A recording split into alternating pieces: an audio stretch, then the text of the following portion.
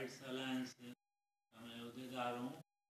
یہ جو آج بحیرہ ٹاؤن اور کہنے کہ ملک ریاض نے سپر ہائی وے بند کر کے اور لوگوں کو آگے لایا ہے، یہ اس کی جو آئین کے خلاف، قانون کے خلاف جو اس کی سازشیں ہیں، یہ انہی کا ایک حصہ ہے، کیونکہ قانونی طور پر وہ جنگ ہار رہا ہے۔ اس کا سارا سپریم کورٹ یہ فیصلہ دے چکی ہے کہ یہ سارا جو اس کا پروجیکٹ ہے یہ سارا غیر قانونی ہے، یہ زمین ہی اس کی نہیں ہے، اس نے یہ سارا غلط بنایا ہے، تو لہذا وہ جنگ وہ ہار رہا ہے، سیاسی جنگ بھی وہ ہار رہا ہے۔ تو ابھی یہ ان کو لوگوں کو آگے کر رہا ہے۔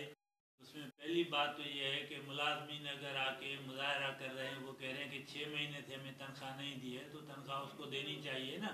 روڈوں پہ لوگ کیوں آ رہے ہیں؟ اس کے کام بند کریں، اس کے آگے کریں نا، اس کی آفس کے دفتروں کا گھیراؤ کریں۔ اس نے ہم سے کام لیا ہے، 6 مہینے کی تنخواہ نہیں دی ہے، تو وہ ان کو کریں۔ یہ لوگوں کو، عوام کو ہم کہتے ہیں کہ اس بات کو آپ سمجھیں۔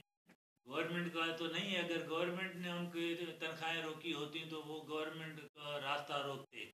تو یہ ملک ریاض نے لوگ بھیجے ہیں اور یہ ایسے کرتا رہا ہے۔ کورٹ میں بھی یہ لوگوں کو بلاتا ہے، جس پہ ایک مرتبہ کورٹ ان کے وکیل کو ڈانٹ بھی ڈال چکی ہے کہ یہ لوگوں کو نہ بلائیں، وہ آ کے اس کو اثر انداز ہونے کو چاہتا ہے۔ اور یہ اب کئی طرح سے دوسرے مصنوعی چیزیں کرتا ہے۔ کچھ دن پہلے سپریم کورٹ میں اس کے وکیل اعتزاز حسن نے اس کے دفاع میں یہ کہا کہ یہ تو ایک ویران زمین پہ اتنا بڑا عالمی پائے کا شہر بنا رہا ہے، تو آپ اس کو کیوں روک رہے ہیں؟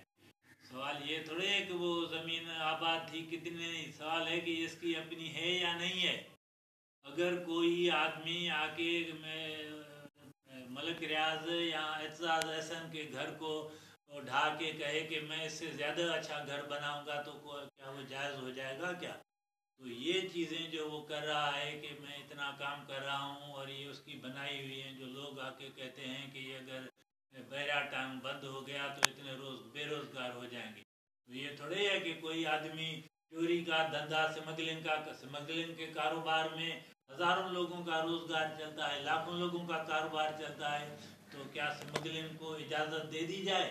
تو لہٰذا یہ لوگوں کو سمجھنا چاہیے، یہ عوام کا نہ ملازمین کا مسئلہ ہے، یہ ملک ریاض کی ایک سازش ہے جو وہ قانونی اور اصولی جنگ ہارتے ہوئے کو بچانے کی کوشش کر رہا ہے۔ ہم اس کی بالکل مذمت کرتے ہیں اور ہم کہتے ہیں کہ سپریم کورٹ سے زیادہ کوئی ادارہ نہیں ہے، جو اس نے فیصلہ دیا ہے کہ یہ غیر قانونی ہے، اس پہ عمل ہونا چاہیے۔